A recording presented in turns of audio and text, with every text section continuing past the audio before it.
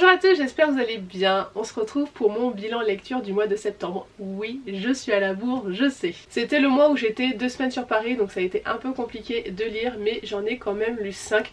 2 en physique et 3 sur ma Kindle. D'ores et déjà, n'hésitez pas à me lâcher un petit like, un petit commentaire, ça fait toujours plaisir et ça nous aide en tant que créateur.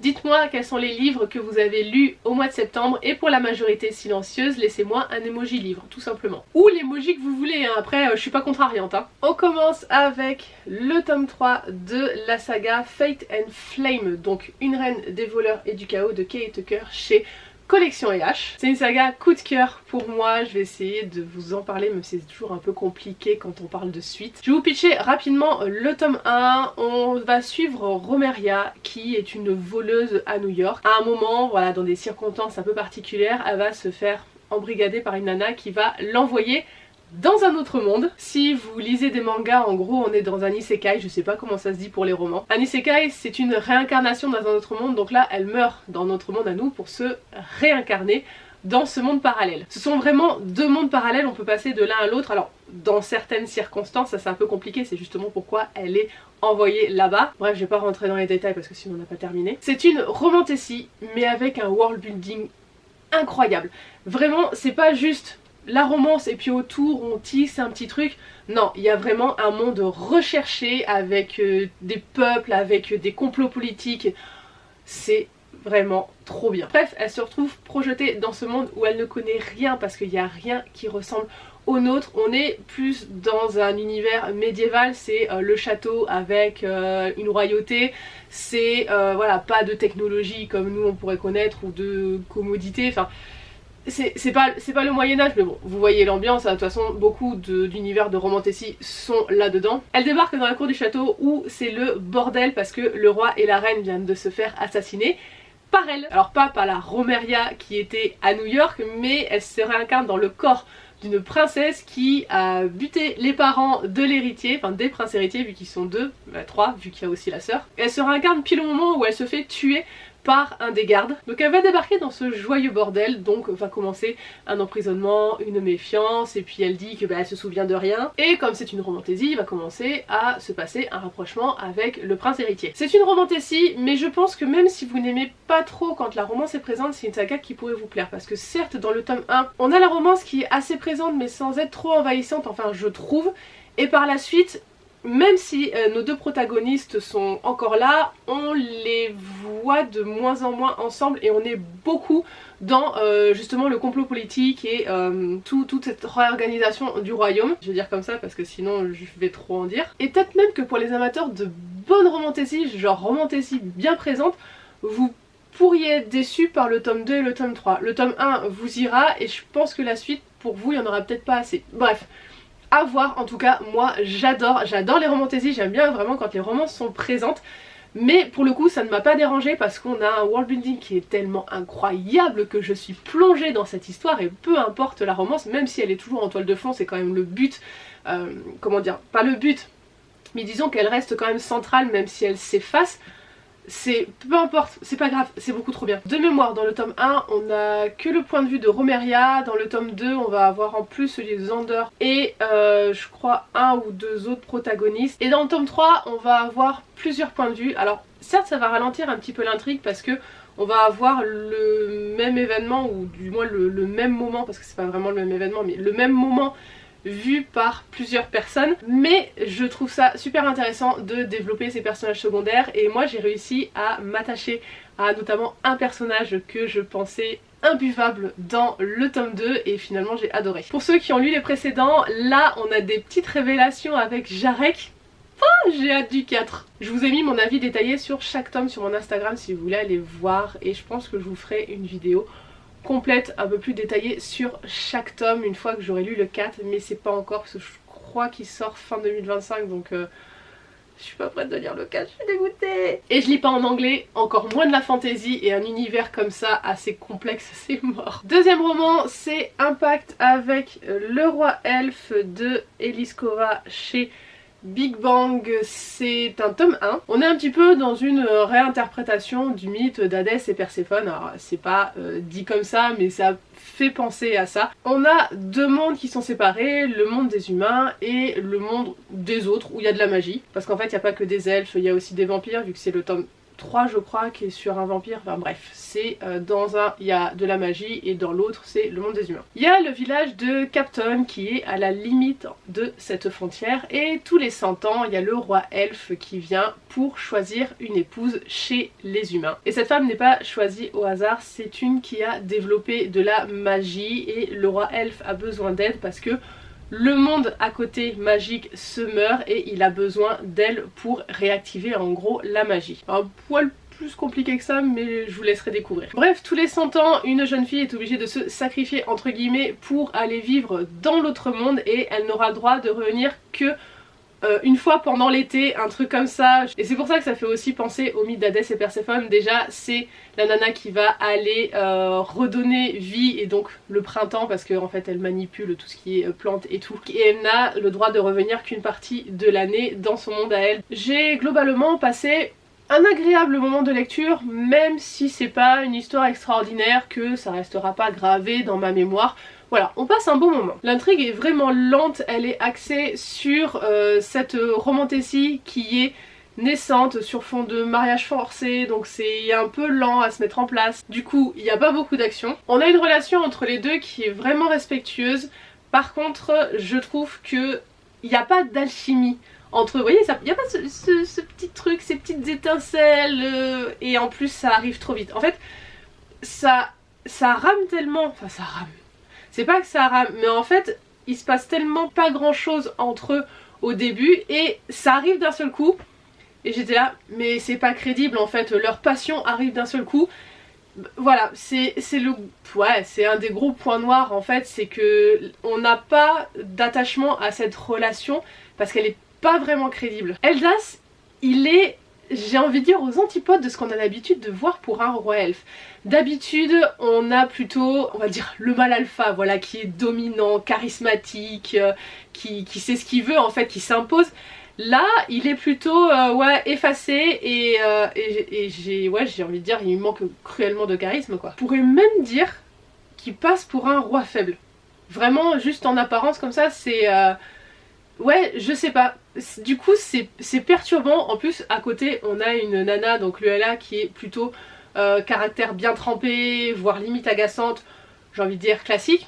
Et c'est vrai que je trouve que la balance, c'est pas très équilibré. On dirait le comportement de ce roi elfe change par rapport à ce qu'on a l'habitude de voir, mais du coup moi ça a plutôt fait bah ça retombe comme un soufflé en fait. Un autre petit truc que je trouve dommage, c'est que la magie reste vraiment au centre de cette histoire. C'est à cause de ça que les elfes vont choisir une humaine, c'est grâce à ça que leur monde vit, et on n'en sait pas grand chose, vraiment c'est hyper flou cette histoire de magie, on sait pas comment elle fonctionne. Il y a cette frustration de je veux en savoir plus sur le fonctionnement de ce monde et de cette magie, donc j'espère que ça sera développé par la suite. Parce que franchement, l'univers est sympa et c'est pour ça que je lirai la suite, parce que j'ai envie d'en savoir plus. Donc on va suivre d'autres peuples, on va suivre les vampires et les fae, parce que là c'était les elfes, donc il y a les fae et les vampires. Voilà, on va suivre à chaque fois le roi de chaque faction et j'espère vraiment en savoir plus sur l'univers, même si j'ai mis des réserves, je pense que ça va être vraiment sur le même style. C'est vraiment un roman que je vais conseiller pour commencer la romantécie. Comme c'est un jeunesse, bah, c'est vraiment idéal pour les ados. C'est juste que c'est pas parce que c'est de la jeunesse que ça doit manquer de profondeur. Moi je pense que on aurait pu creuser un petit peu plus pour être vraiment hypé par cet univers. Voilà, il n'y a pas que dans la romantécie adulte qu'on peut faire ça, on peut faire ça aussi dans la jeunesse. C'est pour ça que même pour les ados, je trouve que ça va manquer un petit peu de piquant, pas dans la relation, vous voyez, spicy ou quoi, non, juste dans l'univers et le fait qu'on soit hypé dedans et que ça nous garde en haleine. Mais voilà, c'est une porte d'entrée, je trouve, assez sympa pour la romantécie. On va passer aux 3 romans que j'ai lus sur Kindle. En fait, j'ai passé 15 jours sur Paris.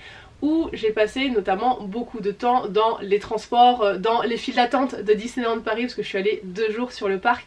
Donc j'avais toujours ma Kindle sur moi et au moindre moment où j'attendais, où je pouvais rien faire d'autre, et bien je lisais. Je vais vous mettre les photos ici.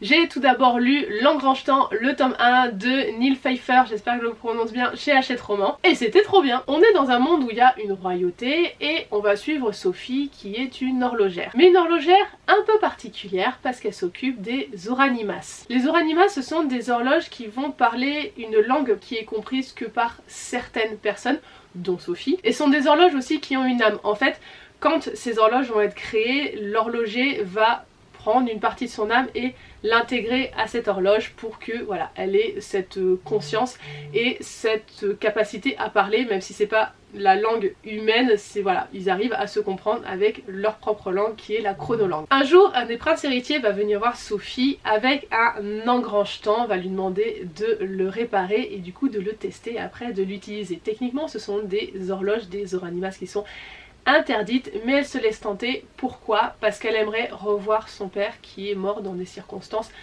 un peu bizarres, donc elle aimerait en savoir plus, surtout qu'il n'a pas eu le temps de lui apprendre comment créer des oranimas. Elle peut leur parler mais elle peut pas les créer, donc elle accepte même si c'est interdit. Elle se retrouve projetée dans le passé. Ce prince qui lui a demandé de remonter dans le passé a un frère jumeau et c'est son frère qui a hérité du trône.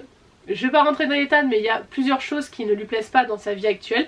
Donc il voulait remonter dans le temps pour tuer son frère et donc hériter du trône. Donc elle se retrouve dans son monde mais pas à la bonne époque et il va falloir du coup qu'elle évolue dans ce nouvel univers. J'ai adoré l'ambiance de ce roman qui, malgré les sujets abordés, est hyper cosy. J'ai trouvé l'idée des oranimas super originale. Franchement, l'intrigue est assez classique mais elle est bien menée. Il y a des mystères, il y a de l'aventure. Franchement, moi je me laissais porter sans chercher à savoir ce qui allait se passer. Souvent dans les romans, je flaire le truc, j'arrive à deviner ce qui va se passer. Là, j'étais complètement portée et j'ai rien cherché à savoir. Alors je vais pas vous parler des jumeaux, donc les princes, dont un qui est devenu roi dans la première vie. Par contre on a notre héroïne qui est vraiment hyper attachante, qui est douce, qui est bienveillante, qui essaye de faire en sorte de pas altérer cette timeline, ou enfin plutôt le moins possible. Et les oranimas sont juste géniales, ce sont des gardiennes du temps qui sont friandes de ragots, c'est trop drôle. Mention spéciale pour Farandole qui est la petite oranimas montre à gousset que Sophie trimballe partout, c'est une petite montre espiègle, elle est vraiment chouette. On a une romance naissante mais c'est vraiment effleuré, ça reste en fond, ça prend pas du tout le pas sur l'histoire. Vraiment on l'évoque, on commence à préparer un truc pour possiblement je pense la suite, sachant que ce premier tome vraiment se suffit à lui-même. Vous avez une bonne fin qui n'oblige pas à regarder, pas du tout, à lire la suite. Moi je vais la lire mais vous pouvez vous arrêter au tome 1, il n'y a aucun problème. Surtout qu'on m'a dit que le tome 2 était meilleur. Pour le prochain titre, je reprends mes notes, j'ai lu Demigods, le tome 1 de Elisa S. Amor et Kiera Legend chez Hachette Roman. Cette saga, j'ai été mitigée dans le sens où je l'ai dévoré, je l'ai lu super rapidement de toute façon. Alors je l'ai lu en e-book mais le roman je sais qu'il est tout petit et j'ai envie de lire la suite. Il y a 12 tomes pour les 12 dieux mais j'ai quelques réserves et on va en parler. Tout d'abord le résumé. On est dans un monde où la Terre, hein, les humains, c'est notre monde classique, savent qu'il y a les dieux grecs. À 18 ans, chaque enfant reçoit une boîte envoyée par les dieux. Et c'est avec cette boîte que vous allez savoir si vous avez été sélectionné par les dieux. En gros, si vous allez devoir aller sur l'Olympe pour être formé, pour être l'armée, comment ils appellent ça? L'armée des cieux, un truc comme ça, bref. L'armée des dieux, sauf que si vous partez, vous ne revenez jamais sur Terre, votre famille ne vous revoit jamais, vos amis non plus, vous disparaissez de la Terre, vous êtes maintenant aux dieux. On va suivre Mélanie qui est une orpheline qui a été recueillie par, de mémoire c'était la gouvernante ou un truc comme ça, d'une grande famille. On ne connaît pas sa date de naissance, du coup elle n'a jamais reçu de boîte. Le jour des 18 ans de la fille de la famille où elle vit, cette fille va recevoir une boîte mais dedans il n'y a rien, elle n'est pas appelée par les dieux alors qu'elle était persuadée de l'être. En gros, il y a des grandes familles qui ont tous leurs enfants appelés, ils sont formés à ça toute leur vie parce qu'ils sont persuadés qu'ils vont rentrer dans cette armée des dieux et effectivement la plupart du temps c'est le cas, sauf qu'elle, elle n'a pas été sélectionnée. Du coup, Mélanie va voler sa boîte et il se trouve que cette boîte va se révéler à elle et elle va être appelée à rejoindre cette armée. Elle va donc rejoindre l'Olympe avec toutes ces personnes qui ont été sélectionnés, ils vont être formés, en fait ils vont être dans une école où ce sont les dieux qui dispensent les cours et à la fin le but c'est d'avoir une épreuve pour savoir vers quel dieu vous allez aller en gros pour vous spécialiser. Comme le livre est petit, il fait moins de 300 pages je crois en papier, la lecture est hyper rapide et du coup on n'a pas le temps d'installer un univers. On est vraiment plongé directement dans cette école particulière. Mais moi j'aurais aimé qu'on place un peu plus le décor sur Terre.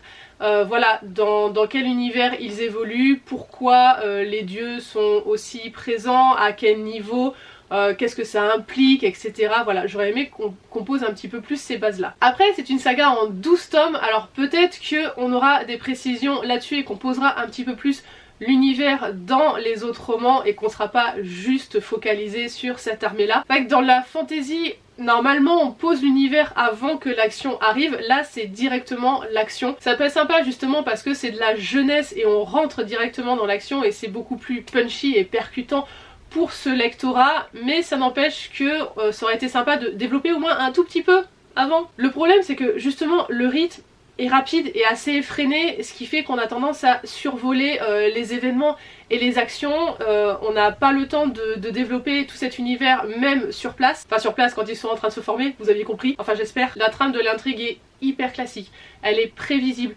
On a une menace qui plane mais en fait elle est pas assez présente pour nous maintenir en haleine, on a tendance à l'oublier et parfois c'est ah oui c'est vrai il y a ça. Les personnages et les relations c'est pareil, on va assez vite dessus, on les approfondit pas, du coup on a un peu de mal à s'attacher. Par contre ça coche toutes les cases du roman ado classique. On a la lycéenne un peu paria qui en fait est badass, on a le beau gosse qui tombe sous son charme dès le premier regard et on a la nana populaire qui la déteste. Du coup qui dit rythme effréné dit aussi romance qui débarque un petit peu d'on ne sait où. C'est même un peu abrupt je trouve. Du coup bah ça manque un peu de crédibilité. Par contre dans le roman il y a une véritable ambiance de solidarité, de camaraderie, de bienveillance. Du coup c'est bien que ça ressorte malgré les rivalités parce qu'en fait ça reste des épreuves, au final ils doivent se battre entre eux pour gagner leur place chez les dieux, sachant que si on réussit pas, bah, ils sont éjectés. Donc c'est vraiment chouette qu'il y ait cette cohésion et cette entraide dans ce groupe. Enfin pour la plupart il y a toujours les brebis galeuses hein. Donc franchement c'est une lecture légère, sans prise de tête. Moi j'ai passé un bon moment, comme je vous dis je vais lire la suite. En plus ça va se lire rapidement parce que c'est que des petits tomes, enfin je pense que la suite ça sera pareil. Mais voilà, cherchez pas un univers hyper développé, prenez-le vraiment comme une lecture un peu doudou et facile entre deux pavés, on va dire ça comme ça. Dernier livre que j'ai lu en septembre, c'est Le jeu des tricheurs d'Anita Higgins chez Hugo Roman. Comme c'est une romance, il n'y a pas grand chose à dire sur le résumé, déjà on sait tous comment ça va se terminer, mais je vous pose les bases. On va suivre Belle et Priam qui se sont connus enfants. J'allais dire au bac à sable, mais non en fait pas bac à sable, genre ils étaient petits mais genre ils se sont rencontrés en se fightant avec du sable, enfin bref. Belle est devenue la meilleure amie de la sœur de Priam. Ils vont se perdre de vue en grandissant, chacun va devenir avocat, ils le savent pas mutuellement et du coup ils vont se retrouver tous les deux sur la même affaire, chacun défendant un client sur cette affaire. C'est un livre qui se lit hyper facilement et en plus de cette romance on va aussi avoir de façon centrale les liens d'amitié entre Belle et la sœur de Priam et on a aussi l'amour fraternel entre Priam et sa sœur. Si bien que j'ai préféré la relation entre Belle et April, donc sa meilleure amie, que la romance. J'ai vraiment trouvé que cette amitié était le point fort du roman, c'est un peu dommage pour une romance. On a un fond juridique, on est dans un univers d'avocats et je trouve déjà que ce n'est pas crédible. Il y a plusieurs trucs qui m'ont fait penser que non c'est pas possible. En plus de ça, ils sont complètement immatures, pas professionnels. Ok, c'était la thématique du livre qui se cherche un petit peu, ça reste le jeu des tricheurs, mais je trouve pas ça crédible dans l'univers des avocats. On évoque des tricheries, donc on s'attendait à vraiment un fight, des piques, etc. En fait, ça reste assez léger et en plus de ça, on a l'impression qu'ils ont pas quitté le bac à sable, c'est vraiment c'est vraiment puéril en fait ce qu'ils font. Du coup ça a tendance à me sortir de l'histoire, alors que habituellement j'adore quand les personnages se lancent des pics, se cherchent, voilà, c'est un peu le chat et la souris.